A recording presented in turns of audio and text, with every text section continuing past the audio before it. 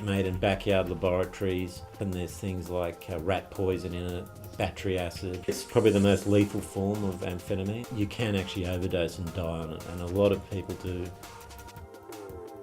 I work currently as an alcohol and drug worker in a therapeutic community, as well as I'm a Gestalt psychotherapist in private practice. For myself, I've actually been working in mental health and drug and alcohol counselling for about 13 years. Ice is known as crystal methamphetamine.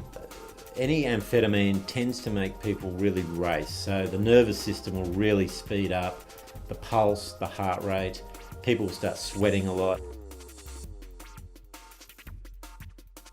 You know, we have dopamine in our brains that helps us feel good and helps regulate us from feeling down and feeling up, and that dopamine is meant to be regulated by the brain in a sort of balanced way. But what happens when you inject crystal meth is those dopamine receptors drop all the dopamine in one go, and that's why you would feel so good instantly and for a while after that. But it's also why it takes 8 days for the body to try and get you back to a state of balance again. 18 to 30-year-olds have the highest rate of using ice. It's an increasing figure, and some people say that it's surpassing the amount of people that use heroin. As far as a party drug goes, ice isn't generally that popular. More males use ice than females, at the rate of about 3 to 1 in Australia. And some of the statistics talk about people over the age of 13 that are trying it, and in high schools is increasing. It's become very popular for about the last 10 years in Australia, and especially in the inner city. My understanding is it's still roughly $50 for a point. I think there's 10 points in a gram.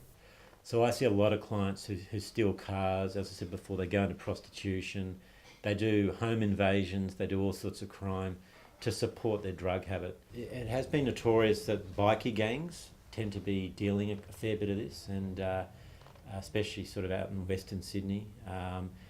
It's usually made in backyard laboratories. Often there's things like rat poison in it, battery acid. There's a whole range of different chemicals that go into it. And you can actually overdose and die on it, and a lot of people do. I think a lot of people do start off ingesting it. Later on, people learn about smoking and using it intravenously as well. For most people that use this drug, I guess you'd have to understand it's a little bit like drinking alcohol, in that I'm having a good time and I want you to have a good time with me.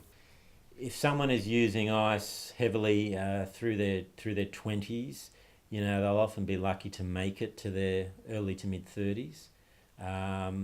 The reason is because of the pressure it puts on their heart. So with any amphetamine, obviously it's speeding up the nervous system dramatically, and the heart usually is the one that suffers.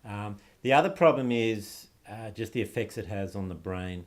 So we know that it dramatically kills the brain cells in the frontal lobe of the brain. A lot of ice users will tend to develop, we don't really call it dementia, but it's very similar to dementia.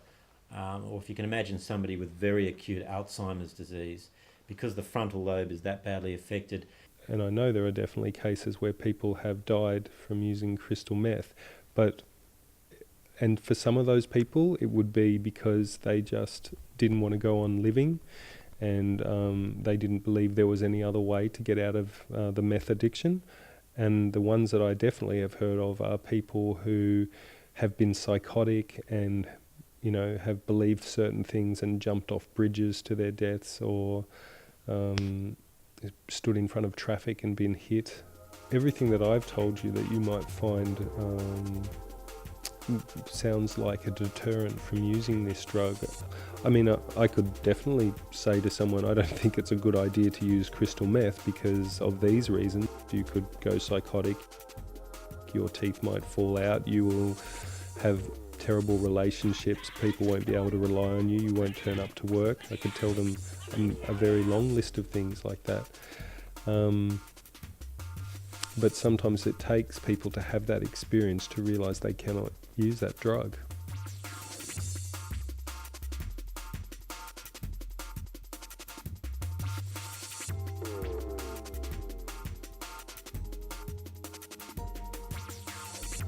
like myself.